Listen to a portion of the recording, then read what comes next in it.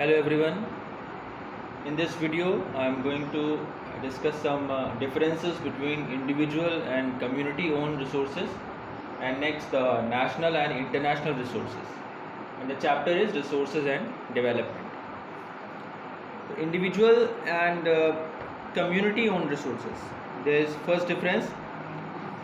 Individual resources जैसे कि नाम है इंडिविजुअल रिसोर्सेज यानी प्राइवेटली ओन्ड है या कोई ग्रुप ऑफ पीपल है वो ही पर्टिकुलर उसको ओन कर रहे हैं या उनके ज्यूरिसडिक्शन में है, उनकी अपनी प्रॉपर्टी है किसी ग्रुप की, तो वो प्राइवेटली उसको ओन कर रहे हैं, उसको यूज़ कर रहे हैं। तो ये इंडिविजुअल रिसोर्सेज हो गए। अब इसमें पर्सनल यूज़ के लिए ये सारे रिसोर्सेज वो लोग यूज़ कर रहे हैं, जैसे कि हाउस इसमें आ रहा था एग्जाम्पल में, प्लॉट्स हैं, वेल्स हैं, ठीक है। वेल का एग्जाम्पल आपका इसमें भी है, कम्युनिटी ओन में भी है। तो वो डिपेंड करता है कि जो वेल है वो किसने उसको डिगिंग करवाई है, किसके एरिया में है या गवर्नमेंट की तरफ से उसको अवेलेबल कराया गया है, तो ये डिपेंड करता है। प्लांटेशन है, पॉन्ड्स हैं, प्राइवेट व्हीकल हैं, तो ये सारे एग्जाम्पल आते हैं इंडिविजुअल रिसोर्सेज में।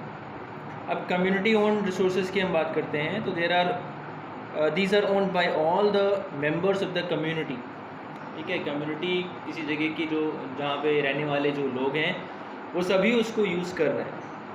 सो these are accessible to all community members.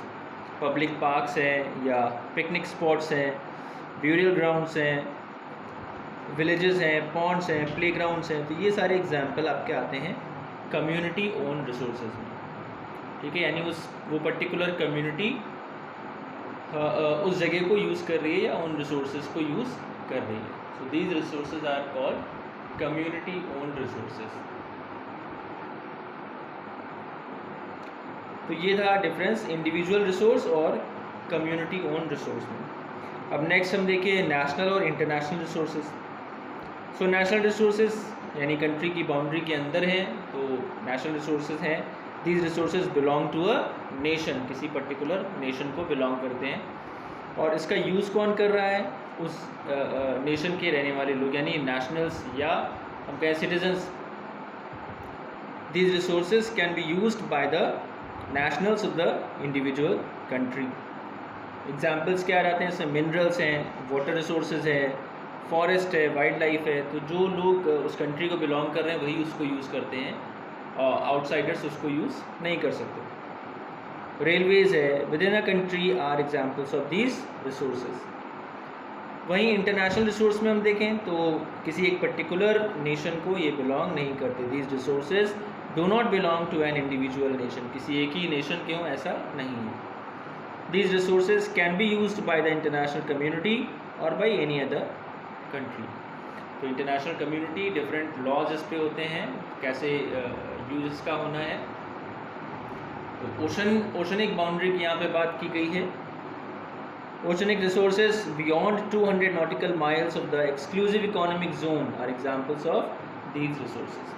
तो कई तरीके से बाउंड्रीज बना रखी है, इंटरनेशनल जो लॉज हैं वो फ्रेम है कि किस तरह से जो अदर रिसोर्सेज हैं बियॉन्ड जो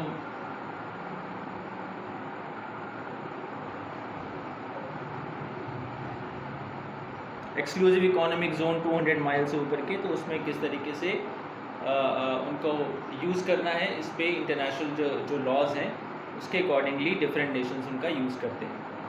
ट्रांसपोर्टेशन है, जो शिप्स हैं उनके पास करने की का रूट है, और इसके अलावा जो ऑयल निकाला जा रहा है उसके लिए भी पर्टिकुलर लॉज हैं कि इतने किलोमीटर, यानी कोस्टल जो लाइन है उस पर्टिकुलर कंट्री की, उससे इतने किलोमीटर के अंदर ही वो यूज़ उसका कर सकते हैं, ठीक है। तो डिफरेंट कैटेगरीज उसमें डिफरेंट जो किलोमीटर्स के भी जो डिफरेंसेस हैं उस तरीके से डिमार्केशन है कि वहाँ तक इनका यूज़ किया जा सकता है। तो पर्टिकुलर कंट्री उसका कहाँ तक यूज़ करेगा और उसके आगे जो एरिया है, जो ओशन एरिया है, उसका यूज़ कैसे होना है, तो इंटरनेशनल लॉज उसमें वर्क करते हैं। तो oceanic resources beyond 200 nautical miles of the exclusive economic zone are examples of these resources. तो इसमें हमने बात की इंडिविजुअल और कम्युनिटी ओन रिसोर्स पे और नेशनल और इंटरनेशनल रिसोर्सेज पे।